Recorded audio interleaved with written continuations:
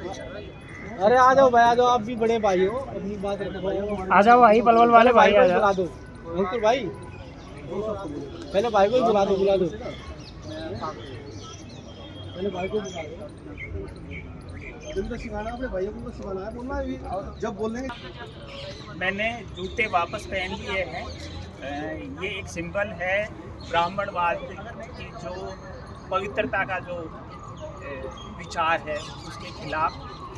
हम हाल ही में कुछ सालों पहले हमारे एक नेता को मंच पर जूते खुदवा करके चढ़ाया गया था। ये उसका भी विरोध का एक सिंबल है। कल मैं घर पे बात कर रहा था और चौधरी छोटू राम पे कुछ चीज़ें पढ़ रहा था और कुछ लिखने का प्रयास कर रहा था। लिखना बड़ा मुश्किल काम है। जैसा अभी इन्होंने बताया कि अगर धन सिंह जी के बारे में लिखा जाता तो मंगल पांडे के इतिहास को दूसरे तरीके से देख रहे होते। तो घर पे बात हो रही, घर पे बातचीत में पता चला कि भैंस बीमार थी और कुछ 10-12 दिन तक बीमार रहने के बाद वो मर गई। इन भैंसों को, इन पशुओं को नीलाम होने से, जबरदस्ती बेच देने से किसानों को बचाने वाले चौधरी छोटू राम, जमीन पे मालिकाना हक दिलवाने वाले चौधरी छोटू राम, रेट्रोस्पेक्टरी एक एक्ट को बदल करके 37 साल पुराने समय से जो जमीनें नीलाम कर दी गई थी, कुर्क कर दी गई थी, उनको वापस दिलाने वाले चौधरी छोटू राम। साहूकारी और कर्जे से जो लोग परेशान थे, जो ब्याज से, ब्याज के ऊपर ब्याज, ब्याज के ऊपर ब्याज, कई गुना ब्याज देने के बावजूद जिनके कर्जे नहीं चुका रहे थे, उनको उस गुलामी से मुक्ति दिलाने वाले चौधरी छोटू राम। सेंट स्टीफेंस से पढ़े हैं, सेंट स्टीफेंस नहीं, पूरे दिल्ली विश्वविद्यालय में आप चौधरी छोटू राम का कोई स्टेचू नहीं देखेंगे। एरे गहरे नथु केरों के 10 जगह स्टेचू आपको मिल जाएंगे। इस देश की 70% आबादी को प्रतिनिधित्व करने वाले, उसके लिए एक बड़ी लड़ाई लड़ने वाले, नए प्रतिमान स्थापित करने वाले, इतने कानून बनाने वाले कि अगर हम उनको किसानों का संविधान निर्माता कहे तो कोई अतिशयोक्ति नहीं होगी। उनके बारे में इस दिल्ली विश्वविद्यालय में जब कार्यक्रम, हम जैसे लोग आज जब पहुंचे हैं, किसानों के बच्चे यहाँ पहुंचे, तब कार्यक्रम कर पा रहे हैं। कौन से स्टैच्यू के नीचे हमें कार्यक्रम करने पड़ रहे हैं, ये हमारे लिए सोचने का एक बड़ा विषय है। भाई साहब ने बहुत अच्छी बात कही कि लिखा नहीं गया। लिखा ही नहीं गया, इसलिए नहीं बताया गया कि जिस नेता को सिर्फ किसानों का या पर्टिकुलरली जाटों का नेता बना दिया गया, उस नेता ने 1942 में जेंडर इक्विटी एक्ट लाया था। जो किसान देहात के लोगों का नेता था, वो तब जेंडर इक्विलिटी की बात कर रहा था। ये लिखा नहीं गया। किसने नहीं लिखा? ये बेईमानी किसने करी और उस बेईमानी का जवाब क्या होना चाहिए? आज बड़ी मुश्किल से अपने अपने संघर्ष करके हम गांव देहात से बहुजन वर्ग के जितने लोग यहाँ पहुँचे हैं, विश्वविद्यालयों में पहुँचे हैं, पत्रकारिता में पहुँचे हैं, अकेडमिया में पहुँचे हैं, हमारी सबसे पहली जिम्मेदारी ये बनती है कि हम उस भूले हुए इतिहास को वापस याद करें, लिखें, दोहराएं, बार बार दोहराएं, इतनी बार दोहराएं जब तक लोगों के दिमाग में बैठ ना जाए। जब तक लोगों के दिमाग में ये ना बैठ जाए कि भाखड़ा नांगल परियोजना के जनक सर छोटू राम थे, कोई और नहीं, जिनके नाम पे गुणगान किया जाता है, तब तक उस बात को बार बार दोहराने की जरूरत है। हम सब लोग अक्सर ये करते हैं कि हमें, जैसे किसी ने कहा था भाई ने कि हम लोग ही पढ़ते हैं, आपने कहा था कि हम लोग ही पढ़ते हैं। हम यही गलतियाँ करते हैं कि हम लोग ही पढ़ते हैं, हम लोगों के बीच ही बातचीत कर लेते हैं और बात खत्म हो जाती है। उस वक्त हाल ही में किसान आंदोलन हुआ, किसानों का बड़ा संघर्ष था, मजबूत था, 3 कानून रद्द करने की मांग थी, वो पूरी हुई। लेकिन आंदोलन किस तरीके से किए जाते हैं, ये 1942 का एक उदाहरण है, जब वायसराय लॉर्ड बेवल के साथ एक नेगोशिएशन में चौधरी छोटू राम होते हैं। गेहूं की कीमत 6 रुपये प्रति क्विंटल का वो ऑफर देते हैं। चौधरी छोटू राम मांग करते हैं कि नहीं, 10 रुपये प्रति क्विंटल होना चाहिए। बहुत सारी बहस के बाद अन्य जो कृषि मंत्री होते हैं उनसे सहयोग नहीं मिलता। 8 प्रांत थे तब, आज़ादी से पूर्व 8 बड़े प्रांत थे जो अंग्रेजों के अधीन थे। उनमें से पंजाब प्रांत में सबसे ज़्यादा गेहूं होता था। पंजाब प्रांत मतलब पाकिस्तान वाला पंजाब, हिंदुस्तान वाला पंजाब, हरियाणा, हिमाचल और राजस्थान का भी बहुत सारा हिस्सा। वहाँ पर ही सबसे ज़्यादा गेहूँ होते थे। गेहूँ के समर्थन मूल्य के लिए और नेताओं का समर्थन नहीं मिला और लॉर्ड बेवल डटे रहे कि नहीं 6 रुपये प्रति क्विंटल ही देंगे साहब। चौधरी छोटूराम सभा से उठे, बाहर निकले और अपने अनुयायियों को बोला, जिस खेत के दहका को मयस्सर ना हो रोटी, उस खेत के हर एक गोसाए गंदुम को जला डालो। छोटूराम ने कहा सिर्फ अपने, मेरे पंजाब के सारे किसानों सिर्फ अपने काम भर जितना अनाज रख लो और बाकी अनाज को जला डालो। दहशत इतनी थी कि वायसराय ने वापस बुलाया, वापस नेगोशिएशन में आए और जो 10 रुपये प्रति क्विंटल मांग रहे थे वो 11 रुपये प्रति क्विंटल लेकर के उठते। हमें इतिहास से क्या समझ लेनी चाहिए?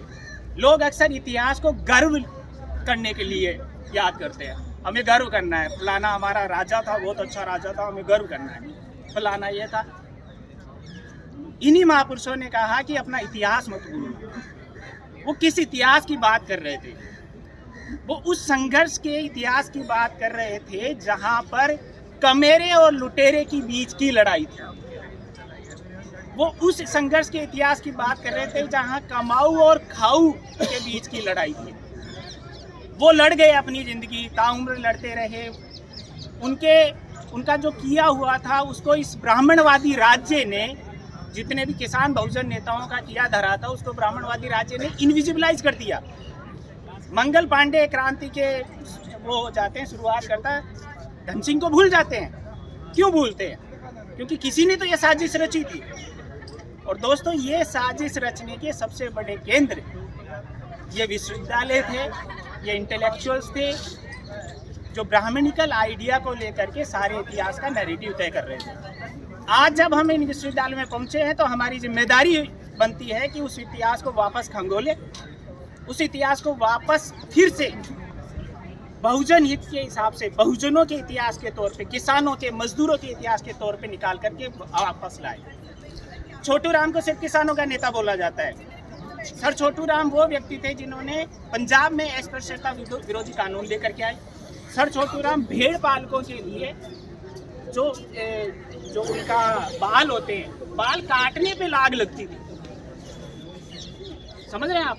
जो भेड़ पालक है अपनी भेड़ का बाल काट के बेच रहा है, उस पे लाग लग रही है, उस पे लगान लग रही है। उससे मुक्ति दिलाने वाले जो हमारे कुम्हार भाई हैं, जो चाक पर जो बर्तन भांडे बनाते हैं, चाक लाग लगती थी, मतलब वो मिट्टी का बर्तन बना रहा है, उस पे भी लगान लग रही है। उससे मुक्ति दिलाने वाले, हिंदू मुस्लिम सिख एकता की मिसाल कायम करने वाले ऐसे छोटूराम, जिनके जीते जी मोहम्मद अली जिन्ना का द्विराज सिद्धांत, हिंदू महासभा का द्विराज सिद्धांत, सावरकर का द्विराज सिद्धांत पंजाब के पूरे सूबे में काम नहीं करता है। वो धरती जो आज पाकिस्तान बन के बैठी है, वो धरती सर छोटूराम के साथ खड़ी थी। 1944 में उल्टे पांव लौटना पड़ता है लाहौर से जिन्ना को। आज जब हिंदुइज्म की बात हो रही है, हिंदुत्व की बात हो रही है और ये जो राइट विंग आइडियोलॉजी इतना मजबूती से खड़ी हो रही है और सांप्रदायिकता बढ़ती जा रही है, तब क्या हमारे लिए एक बहुत बड़ा आदर्श नहीं है, जिन्होंने अपने जीवन में उतारा, जीवन में जिया और उन्होंने वर्ग संघर्ष को इस तरीके से परिभाषित किया कि 2 ही वर्ग है भैया, कोई जाति कोई धर्म कुछ नहीं है, हमें 2 ही वर्ग समझने हैं, एक लुटेरा है, एक कमेरा है। शायद आपने विश्वविद्यालय में पढ़ा होगा कार्ल मार्क्स को, वर्ग संघर्ष को पढ़ा होगा। उन्होंने क्या कहा था? Who have not proletariat बुर्जुआ। हमारे छोटूराम कह रहे थे लुटेरा कमेरा। ये बात थियराइज क्यों नहीं की जा सकती? आज जब रिसर्च कर रहे हैं आप, मैं ये बातें इसलिए कह रहा हूँ कि आप सब पढ़े लिखे लोग हैं, आप में से बहुत सारे उच्च अध्ययन में काम कर रहे हैं, PhD कर रहे हैं। आप लोगों की जिम्मेदारी, हम लोगों की जिम्मेदारी ये बनती है कि हम उन चीज़ों को रिवाइज करें, थियराइज करें और प्रसारित करें। लोगों को पता ही नहीं है जंगल में मोर नाचा किसने देखा, हमें दिखाना पड़ेगा ना। ये काम हमारा करने की, आज जब हम इस दिल्ली में विश्वविद्यालयों में इंटेलेक्चुअल्स मीडिया के क्षेत्रों में हम काम कर रहे हैं, तो ये हमारी पहली जिम्मेदारी बनती है। वर्ग हित सर्वोपरि है, वर्ग संघर्ष सर्वोपरि है। यही छोटूराम का संदेश था राजनीतिक आज़ादी बाद में, आर्थिक और सामाजिक आज़ादी पहले।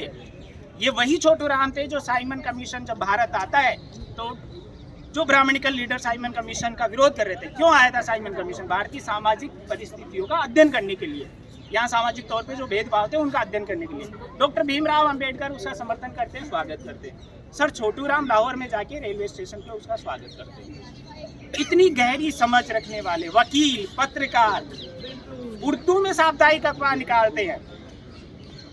आज इस उर्दू को एक धर्म विशेष की जाति घोषित करने के प्रयास किए जा रहे हैं, तब वो किसान कमेरों की भाषा थी। ये हमें समझने की जरूरत है, रिविजिट करने की जरूरत है। और जब हम ये समझ जाएंगे, समझाएंगे लोगों को, फिर असल में जिस गोरे बनिए और काले बनिए के राज के बीच की लड़ाई की बात छोटू राम करते थे, उसको हम तोड़ करके किसान कमेरों की सरकारें बनाएंगे। शुक्रिया। छोटू राम जिंदाबाद।